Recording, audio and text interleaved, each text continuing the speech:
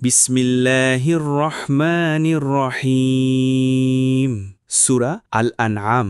আলহামদুলিল্লাহিল্লাযী খালাকাস সামাওয়াতি ওয়াল আরদ ওয়া জাআলায যুলুমাতি ওয়ান নূরা সুম্মাল্লাযীনা কাফারু বিরাব্বিহিম ইয়াদিলুন।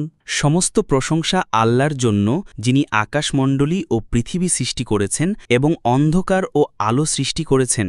এরপরও যারা কুফর করে তারা তাদের রবের সাথে সমকক্ষ স্থাপন করে। তাফসির সংক্ষিপ্ত: আল্লাহ সবকিছুর সৃষ্টিকর্তা, তিনি অন্ধকার ও আলো সৃষ্টি করেছেন।